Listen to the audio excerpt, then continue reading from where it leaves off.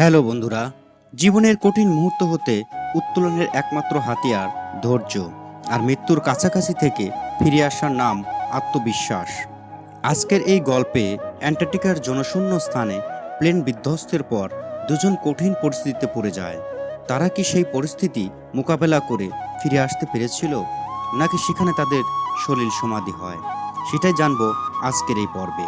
তো বন্ধুরা, মুভিটির নাম till the end of the world. তো চলুন শুরু করা যাক। মুভির শুরুতেই আমরা ফুসা নামের একজনকে একটি প্লেনে দেখতে পাই। ফুসা বিভিন্ন বিয়ের অনুষ্ঠানের আয়োজক কোম্পানি পরিচালনা করেন, অর্থাৎ দম্পতিদের বিয়ের অনুষ্ঠান চিরস্মরণীয় রাখার জন্য একটি ভিন্ন ধর্মী আয়োজন করতেন। এবার সে একটি বিস্ময়কর প্রজেক্ট হাতে নেয়। সে অ্যান্টার্কটিকার বরফের দেশে একটি বিয়ের আয়োজন করে বিশ্বকে তাক লাগিয়ে দিতে চায়। তাই সে সুন্দর একটি প্লেসের জন্য অ্যান্টার্কটিকা যাচ্ছিল। ফুসার সাথে একজন মডেল ও একজন ফটোগ্রাফার মেয়েও তাদের ব্যক্তিগত কাজে একটি প্রাইভেট প্লেন নিয়ে যাচ্ছিল। তারা খুবই ফুরফুরা মেজাজে ছিল। হঠাৎ জনমানবহীন অ্যান্টার্কটিকার বরফের রাজ্যে পৌঁছালে একটি ঝড় চলে আসে। ঝড়ে প্লেনটি বিধ্বস্ত হয়, কিন্তু অলৌকিকভাবে ফোসা অক্ষত থাকে। কিন্তু ফোসা প্লেনের ভিতর গিয়ে দেখতে পায় রাশিয়ান মডেল নাতাশা প্রচণ্ড আঘাত পেয়ে ঝুলছে। অন্যদিকে ফটোগ্রাফার রুই প্লেনের একটি ভাঙ্গা অংশে তার পা চাপা পড়ে আছে। ফোসা নাতাশাকে সেখান থেকে উদ্ধার করে, কিন্তু অনেক চেষ্টার পরেও রুইকে ভাঙ্গা অংশ থেকে বের করতে পারে না। অন্যদিকে প্লেনটি একটি লেকে বিধ্বস্ত হওয়ায় বরফের স্তর ভেঙে যায় এবং ভাঙ্গা বরফগুলো ধীরে ধীরে সরে যাওয়ায় প্লেনটি ধীরে ধীরে তলিয়ে যেতে থাকে। তখন ফোসা ভয় পেয়ে দ্রুত প্লেন থেকে বেরিয়ে আসে। ফোসা বাইরে বেরিয়ে আসলে ভিতর থেকে রুই তার কাছে সাহায্য চেয়ে কান্না করতে থাকে। তখন ফোসা তার বিবেকের আদালতে হেরে যায়। জীবনের মায়া ত্যাগ করে প্লেনের ভিতরে যায়। অনেক কষ্টে রুইকে বাইরে বের করে নিয়ে আসে। সঙ্গে সঙ্গে প্লেনটি লেকের পানিতে ডুবে যায়। সামান্য সময়ের ব্যবধানে তারা দুজনই বেঁচে যায়। তারা দুজনই নাতাশার কাছে গেলে রুই নাতাশার স্পন্দন চেক করে, কিন্তু ততক্ষণে নাতাশার জীবন প্রদীপ নিভে যায়। এরপর তারা কাছের মানুষকে হারিয়ে দুজনই কান্নায় ভেঙে পড়েন। এরপর রুই ফুসাকে বলেন, জায়গাটা আমাদের জন্য নিরাপদ নয়, তাই আমাদের দ্রুত কোনো জনবসতির দিকে যেতে হবে। তাই তারা একটু সময় নষ্ট না করে নাতাশার লাশ ও পায়ে আঘাত পেয়ে হাঁটতে না পারা রুইকে প্লেনের দরজার খণ্ডে উঠিয়ে ফুসা রওনা হয়। কিছু দূর যাওয়ার পর তারা একটি তুষার ঝড়ের সম্মুখীন হয়। ঝড় থেকে বাঁচতে তারা একটি গর্ত খুঁড়ে লুকায়। ঝড় থেমে গেলে ফুসা বলে, নাতাশাকে এখানেই সমাধি করতে হবে, কারণ এই দুর্গম পথে তোমাদের দুজনকে একসাথে বহন করা আমার পক্ষে অসম্ভব। রুই ও ফুসার কথায় সম্মতি দেয়। তারা নাতাশার কবর খোঁড়ে। তখনই রুই খুব ইমোশনাল হয়ে পড়ে, কারণ এই জার্নি শেষে নাতাশার বিয়ের কথা ছিল, আর তাদের বিয়েতে রুই থাকবে বলে কথা দিয়েছিল। কিন্তু তাদের আর ফেরা হলো না। এরপর তারা নাতাশার লাশ বরফে চাপা দিয়ে ফুসা রুইকে কাঁধে নিয়ে সামনে এগিয়ে যায়। কিছু দূর এগোতেই তারা একটি কটেজ দেখতে পায়। তারা দ্রুত সেখানে যায়, কিন্তু সেখানে কোনো লোক দেখতে পায় না। তারা সেখানে আশ্রয় নেয়। রুইয়ের পায়ের ব্যথা অনেক বেড়ে যায়। রুই বলে, আমার পায়ের হাড় ডিসঅ্যালায়েন্স হয়েছে, তুমি এটি টান দিয়ে ঠিক করে দাও, তাছাড়া এখানে ক্ষত সৃষ্টি হবে, যার ফলে আমার চলাচল অসম্ভব হয়ে পড়বে। তখন ফোসা বলে, আমি তো ডাক্তার নই, আমি এটা করতে পারবো না। না বুঝে করলে সেটা তোমার জন্য আরও খারাপ কিছু হতে পারে। কিন্তু রুইয়ের কাছে বিকল্প কোনো পথ না থাকায় রুই ফুসাকে তার পায়ের হাড় সোজা করার অনুরোধ করে। এক প্রকার বাধ্য হয়ে ফুসা তার পায়ের হাড় সোজা করার কাজটি করে। রুইয়ের যন্ত্রণা হয়, তবে শেষ পর্যন্ত ফুসা রুইয়ের হাড় সোজা করতে সক্ষম হয়। এরপর ফুসা আশপাশের পরিবেশটি দেখতে বের হয়।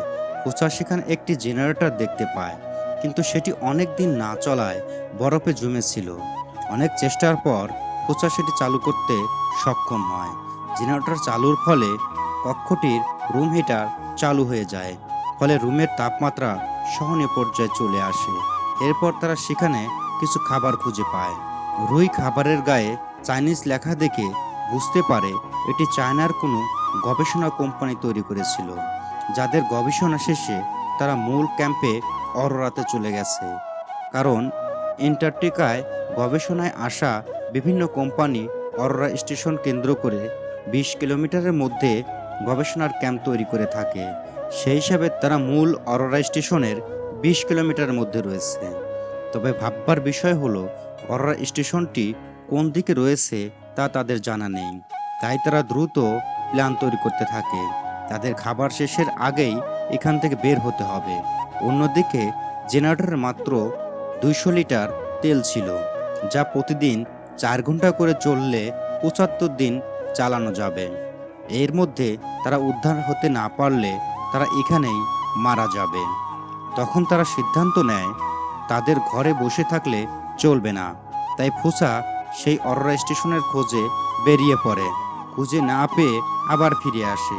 এভাবে 3 দিন 3 দিকে ঘুরে ফুসা কোনো সুখবর পায় না, কিন্তু সে রুইকে আশ্বস্ত করে যে খুব শিগগিরই অরোরা স্টেশনের খোঁজ পেয়ে যাবে। এরপর সে একদিন সকালে রুইকে বিদায় জানিয়ে বের হলে সে একটি বিশাল বরফের ভাঙনের কবলে পড়ে। মরতে মরতে সে বেঁচে যায়। সেদিন সে ভয় পেয়ে দ্রুত কটেজে ফিরে আসে। এভাবে তাদের 14 দিন পার হয়ে যায়। তখন তারা পরিকল্পনা করে তাদের দ্রুত অরোরা স্টেশন খুঁজে বের করতে হবে, কারণ এভাবে চলতে থাকলে খাবার শেষ হওয়ার আগেই তারা স্টেশন খুঁজে পাবে না। তাই রুই তাকে স্পিড বাড়ানোর কথা বলে। তখন পরদিন রুই সকালের খাবার না খেয়ে খুব ভোরে স্টেশন খুঁজতে বেরিয়ে পড়ে, যাতে খাবার সেভ হয় আর সকালে বের হওয়াতে সময় বেশি পাবে। তাই সে বেশি দূর যেতে পারবে। যাই হোক, ফুসা ক্লান্ত হয়ে একটি গর্তে কিছু সময় মাছ ধরার পরিকল্পনা করে। কিছু মাছ ধরেও ফেলে, কিন্তু ফেরার পথে ফুসা একটি বরফের খাদে পড়ে মাথায় আঘাত পেয়ে অজ্ঞান হয়ে যায়। 13 ঘন্টা পর জ্ঞান ফিরে আসলে ফুসা নিজেকে একটি বিশাল গর্তে আবিষ্কার করে। সে তার চারপাশে বিশাল বরফের দেওয়াল দেখতে পায়। সে বুঝতে পারে এখানে থেকে বেঁচে ফেরা অসম্ভব। হতাশায় সে সেখানে বসে পড়ে। অন্যদিকে 2 দিন পরেও ফুসার ফিরে না আসায় রুই চিন্তিত হয়ে পড়ে। সে ভাবে ফুসা হয়তো মারা গেছে।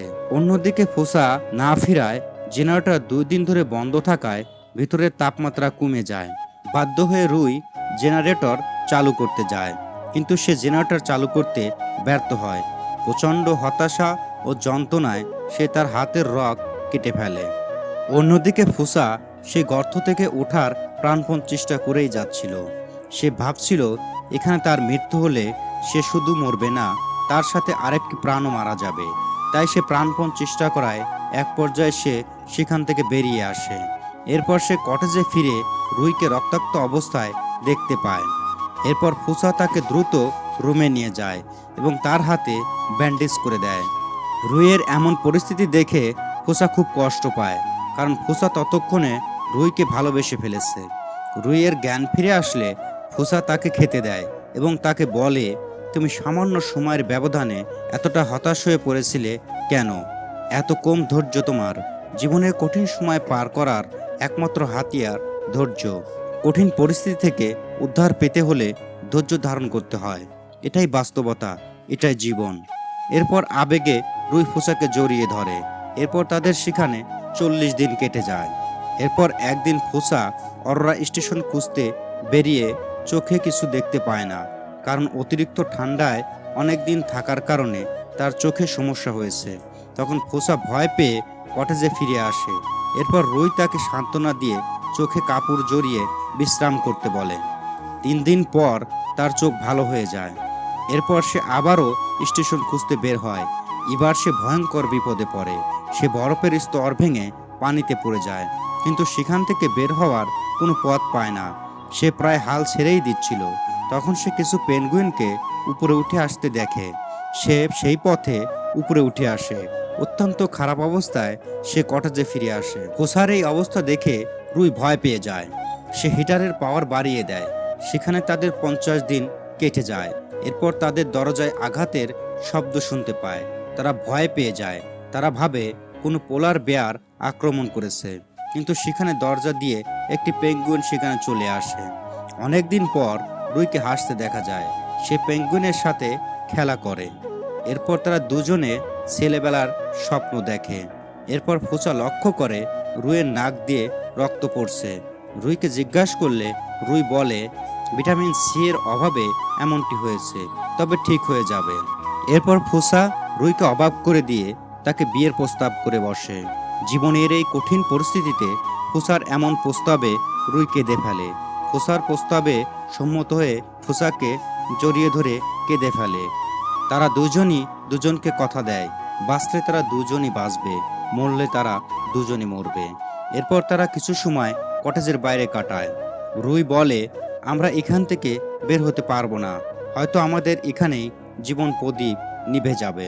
ফুসা বলে, তুমি আবারও হতাশ হচ্ছ, বিশ্বাস রাখো, আমরা এখান থেকে বেরিয়ে যাবই। আমাদের দুজনের প্রচেষ্টা ও আত্মবিশ্বাস আমাদের বাঁচিয়ে রাখবে। পরদিন সকালে ফুসা রুইয়ের কাছে বিদায় নিয়ে শেষবারের মতো অরোরা স্টেশনের উদ্দেশ্যে বের হয়। তার সাথে সেই পেঙ্গুইনটিও যায়। কিছুদূর এগুতেই ফুসা তুষার ঝড়ের কবলে পড়ে।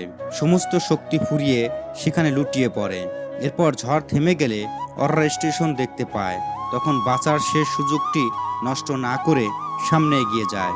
অরোরা স্টেশনের লোকেরা তাকে দেখে ফেলে, তাকে উদ্ধার করে।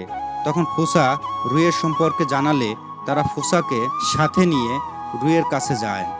রুইয়ের কটেজে পৌঁছে যাচ্ছিল, কিন্তু ভাগ্যের কি নির্মম পরিহাস! ঠিক তখনই একটি তুষার ঝড় এসে রুইয়ের থাকা কটেজটিকে নিশ্চিহ্ন করে দেয়। অরোরা স্টেশনের লোকেরা ফুসাকে নিয়ে ফিরে আসে। ফুসা কান্নায় ভেঙে পড়ে। রাতে ফুসা তখনও বিশ্বাস করতে পারছিল না রুই তাকে ছেড়ে যেতে পারে। তাই সে একটি বাইক নিয়ে আবারও সেখানে যায়। সেখানে গিয়ে ফুসা রুইকে দেখতে পায়। রুই তুষার ঝড় থেকে বাঁচার জন্য একটি গর্ত তৈরি করেছিল। ফুসা রুইকে বুকে টেনে নেয়। ভালোবাসা টিকে থাকে বিশ্বাসে। এরপর আকাশে অরোরার লোকেদের লাইট দেখা যায়। মুভিটি এখানেই শেষ হয়ে যায়। পরিশেষে সবাইকে সম্পূর্ণ গল্পটি দেখার জন্য ধন্যবাদ। পরবর্তী দেখা হবে নতুন কোনো বিষয় নিয়ে। ততক্ষণ ভালো থাকবেন আর আপনার মতামত কমেন্টে জানাতে ভুলবেন না।